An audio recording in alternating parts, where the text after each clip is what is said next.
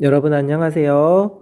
오늘은 교과서 206쪽의 여행산업과 직업체험에 대해서 확인하는 시간을 갖도록 하겠습니다. 실제 우리가 배우고 있는 이 여행질이라는 과목 자체가 진로 선택 과목이었다라는 걸 여러분이 기억을 하고 있을지 모르겠어요. 여행이라는 다양한 체험 활동을 통해서 자신의 진로와 관련된 직업을 간접적으로 체험해 보는 기회를 가질 수도 있고, 이런 기회를 통해서 진로를 선택할 수 있는 아주 좋은 과목이 바로 여행진이라고 생각을 합니다. 실제로 이번 올해 2020년 같은 경우에는 여러분들도 다들 아는 것처럼 코로나19로 인해서 여행이라는 부분들이 많이 어려웠었습니다. 이제 코로나와 관련된 백신 혹은 이제 치료제 여러 부분들이 이제 개발이 된다라면, 2021년 여러분이 고3이 지나고 나면 2022년 정도면은 어느 정도 많이 회복이 될 거라고 전 세계 여러 경제 전문가들이 이야기를 하고 있어요. 그럼 여러분이 대학교에 가는 2022년도에는 어떻게 생각하면 여행이라는 게 지금보다 훨씬 더 자유스럽게 많이 이루어지지 않을까. 지금 현재에서 내가 생각하고 있는 진로라는 내용과 나중에 대학교 1학년이 되어서 막상 내가 그 과를 갔는데 나 진짜 이 과에 온 것이 잘한 건가? 라고 생각이 들 수도 있고, 혹은 난 지금 다시 재수를 해야 되나? 뭐 이런 생각을 가지고 있는 친구들이 있을 수도 있어요. 이제 먼 미래의 이야기겠지만 실제로 여러분이 1년이라는 시간은 정말 너무 빨리 지나가기 때문에 그런 고민들을 조금 더 덜 할 수 있고, 혹은 자신의 진로를 더욱더 정확하게 선택할 수 있는 기회를 가질 수 있는 방법이 바로 여행이라는 이런 내용을 가지고 여러분이 접근을 하면 조금은 더 편할 것 같아요. 내용을 살펴보기 앞서 여기 기본적인 이 중단원의 기본 내용을 보면, 여행은 멀리 떨어져 있는 것이 아니다. 주말에 떠나는 나들이도 여행이고 우리나라를 방문한 외국인을 만나는 것도 여행의 일부분이 될 수 있다. 왜요? 그 외국인을 통해서 그 외국의 문화를 우리는 간접 체험을 할 수 있기 때문인 거잖아요. 그리고 우리의 일상 속에 들어와 있는 여행과 관련된 일에는 어떤 것들이 있을까? 해서 학습 목표는 여행 산업과 관련된 직업의 종류와 특성을 파악을 하고 관심 있는 여행 관련 직업을 찾아보고 체험해 볼 수 있다. 이렇게 표현을 하고 있고요. 아래쪽에 있는 이 그림은요, 여행자들이 소비한 돈이 어떻게 쓰이는지 보여주는 그림이라고 밑에 설명은 되어 있습니다. 여행자들은 여행을 위해서 다양한 교통수단에게 돈을 지불을 하겠죠. 그리고 숙박이든 음식이든 다양한 관광지를 경험을 하면서 역시 돈을 지불을 하게 됩니다. 그런 돈들은 은행에 들어갈 수도, 농장에 들어갈 수도, 그다음 학교나 빵집, 다양한 부분에 돈이 들어갈 수 있겠죠. 그 가운데서 이 돈은 판매자에게 혹은 고용된 사람들에게 임금으로써, 혹은 그리고 돈을 번 사람들은 세금의 형태로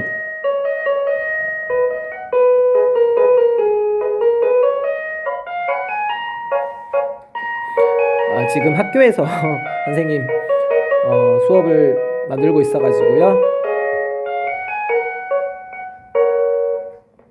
자, 다음과 같이 다양한 형태로 실제 돈이 다른 부분들로 많이 쓰이게 되고 있다라는 걸 우리는 경험할 수가 있겠습니다. 자, 실제로 여행과 관련된 직업을 이제 한번 이야기를 해본다면, 여행 산업은 여러 산업과 연계되어 있다. 그래서 여행과 관련된 직업은 매우 다양할 수밖에 없습니다. 우선 첫 번째로, 여행사나 항공사와 같이 여행산업과 직접 관련이 된 기업이나 직업이 있는가 하면, 금융이나 제조업 등 간접적으로 여행산업에 종사하는 직업군도 있습니다. 또한 최근에는 마이스 산업이나 의료 산업과 연계된 여행이 주목받고 있으며, 이에 따라 컨벤션 기획자나 의료 관광 기획자 같은 직업들도 생겨났습니다. 자, 참고로 마이스 산업은 여기 적어진 것처럼 MICE. 자, 마이스는 회의를 뜻하는 미팅, 포상 관광 인센티브, 컨벤션의 컨벤션, 그리고 이벤트와 전시, 이벤트 앤 엑스비션의 머리 글자를 딴 것이라고 되어 있습니다. 마이스 산업은 주최하는 단체, 기획사, 개체지, 그다음에 숙박업체, 음식점 등 다양한 산업과 전후방으로 연계되어 있어 발생하는 부가가치가 매우 크다라고 되어 있습니다.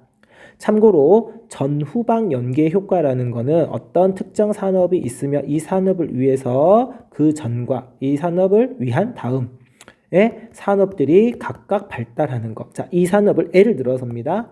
자동차라고 이야기를 하자면 자동차를 만들기 위해서는 여러 가지 부품들이 필요하겠죠. 그러면 이런 부품 업체들도 성장을 해야 자동차를 만들 수 있는 거죠. 자, 그래서 이런 여러 업체들을 성장시키고 이게 전방입니다. 자동차를 만들기 위한 먼저 이루어져야 될 조건이고요. 자동차를 만들게 되면 사람들이 자동차를 타고 다니겠죠? 그럼 그 자동차를 타고 다니다 보면 여러 가지 고장 혹은 사고, 여러 가지 요인들 때문에 자동차를 수리하거나 보험이 필요하거나 여러 가지 활동들이 필요하겠죠. 그런 부분들이 후방, 나중에 이 산업이 발달하고 나서 그 뒤에 오는 산업에서 전후방 연계 효과라고 이야기를 하는 거예요. 자, 실제로 이제 이런 컨벤션 산업도 전후방 연계 효과가 매우 크기 때문에 그 말은 즉슨 여기에서 생산되는 걸 가지고 여기에, 그리고 여기에서 생산되는 걸 가지고 여기에, 그럼 여기에 뭔가 플러스가 되는 거잖아요. 새로운 산업이 발달하면서 플러스 되는 것 자체가 바로 무엇이 된다? 부가가치. 그렇기 때문에 부가가치가 매우 크다라고 이야기를 합니다. 마이스 산업은 경제 효과 외에도 성공적인 국제회의 개최를 통한 인프라 구축, 국가 이미지 향상, 정치적 위상 증대, 사회문화 교류 등의 긍정적인 효과 유발도 한다라고 되어 있습니다. 실제로 우리나라가 어떤 회의를 개최를 한다. 예를 들어서 G20 회의를 우리나라 부산에서 개최를 한다. 그러면 선진국 20개의 나라의 각국의 대표들 뿐만 아니라 기업가들이 우리나라를 방문하게 되고 그 방문이 예를 들어 부산에서 한다면 부산을 방문을 하는 거잖아요. 부산을 방문을 하면서 모든 사람들이 부산이라는 도시가 이런 곳이구나라는 걸 확인을 하는 것이고 그러면서 부산이라는 곳이 전 세계로 알려질 수 있는 이런 긍정적인 효과를 가지고 올 수 있다는 겁니다. 자, 계속해서 지역의 문화 자원을 발굴하거나 여행 경로를 기획하고 공간을 연출하는 관광기획가나 지역별 축제를 만들고 수행하는 축제기획자. 자, 관광기획가나 축제기획자도 유명한 여행 관련 직업 중 하나입니다. 최근에는 지역 향토 음식과 식문화에 관련된 정보를 제공하는 음식 관광 안내사나 여행자의 취향과 여행 목적에 맞게 상품을 구매하고 전통 문화와 대중 문화 체험 등 개인 맞춤형 여행 계획을 제시하는 여행 큐레이터도 등장하였다라고 합니다. 실제 다양한 여행사에서 다양한 여행 상품이 나오는데 맞춤형 여행 상품이라고 해서 소비자의 선택에 따라서 일정을 바꾸거나 아니면 장소를 바꾸거나 하는 이런 상품들이 많아진다라는 거죠. 쉽게 이야기하면 자유여행을 조금 더 편하게 개인이 준비하지 않고 여행사가 대신해서 해줄 수 있는 이런 부분들도 나타나고 있다라는 것입니다. 자, 아래쪽에 보시면 여행과 관련된 다양한 직업이라고 해서 내용들이 나와 있어요. 여행, 교통, 숙박, 관광 편의시설, 공공기관, 대중매체 관련된 업계로서는 이런 부분들이 있고 현재 있는 직업, 예를 들어 여행과 관련해서는 여행기획자, 문화관광해설사, 국내 여행 안내사, 관광 통역 안내사, 여행 상품 개발자 등은 지금 있지만 앞으로 미래에는 마을 여행 안내자라든지 전문 테마 여행 안내자, 문화재 스토리텔링 작가, 장애인 여행 기획자 등 새로운 직업이 나타날 수 있다라는 것입니다. 뿐만 아니라 아래쪽에 보시면 예를 들어 관광 편의시설과 관련해서 현재 있는 직업은 이런 것들이 있겠지만 새로운 직업으로는 모험 스포츠 여행 전문 안내원, 체험 상품 기획자 이런 부분들이 나타날 수 있겠고요. 대중매체에서 드론 촬영가는 이미 새로운 직업이 아니라 현재 있는 직업이죠. 그리고 가상여행 콘텐츠 제작자, 우리가 전 시간에 마지막 부분에서 이야기했던 였는데 혹시 기억이 안 난다라면 바로 이 가상현실 실제로 떠나지 않고 하는 여행을 할 수도 있다 이런 여행을 위해서라면 이런 가상 여행 콘텐츠 제작자들이 많이 나타날 수밖에 없다라는 걸 동시에 생각을 해주시면 되시겠습니다. 자, 이런 다양한 여행 산업과 관련된 직업들이 있고요. 실제 여행 산업의 여러 가지 직업을 체험을 하는 이런 활동을 실제로 우리가 한다면 좀 더 좋고 그리고 이해가 더 잘 될 수 있을 텐데요. 실제 우리 지금 현 상황에서는 이렇게 여행산업 직업을 체험하는 것은 어렵기 때문에 교과서에 있는 내용만을 가지고 한번 간단하게 이야기를 해보도록 하겠습니다. 여행과 관련된 일을 하기 위해서는 직업에 대한 이해와 더불어 업무에 필요한 기본 지식과 소양을 갖추어야 한다. 여행 안내자라면, 예를 들어 여행 안내자라면 해당 지역의 여행 컨텐츠에 관한 이해가 필요하겠고요. 외국인 여행 안내자라면 당연히 능숙한 외국어 실력이, 그리고 여행 사진작가라면 탄탄한 사진 촬영 기술이 뒷받침되어야 합니다. 하고 싶은 직업을 미리 경험해 보는 것도 진로 선택에 큰 도움이 된다. 직업을 체험해 봄으로써 일의 장단점을 알게 되고 몰랐던 면이나 힘든 면도 깨닫게 된다.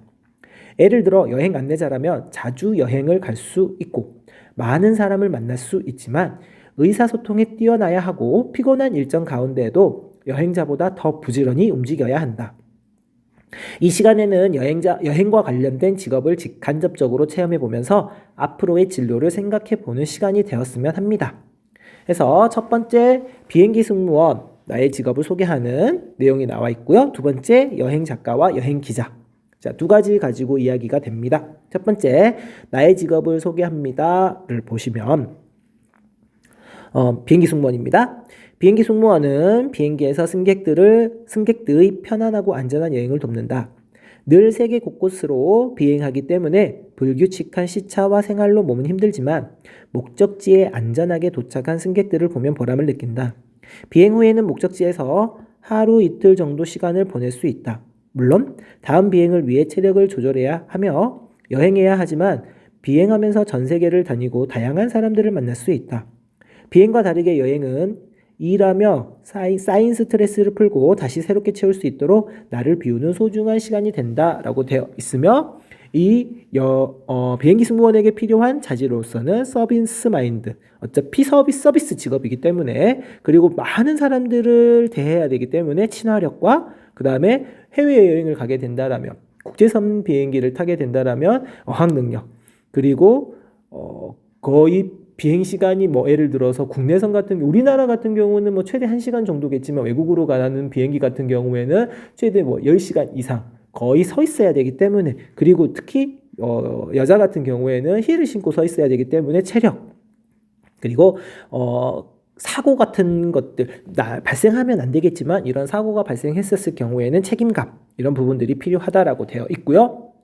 여행 작가, 여행 기자는요, 여행에 대한 모든 이야기를 씁니다.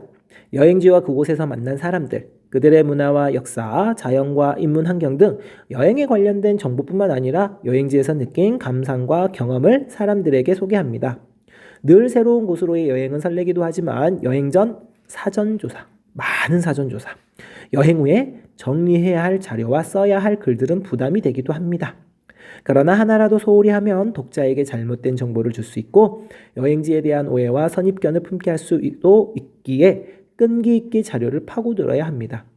잦은 여행으로 생활이 불규칙하여 힘들 때도 있지만 나의 글을 읽고 여행에 대한 호기심과 용기를 갖게 되었다는 독자들의 이야기를 들을 때면 힘이 난다 라고 되어 있고요.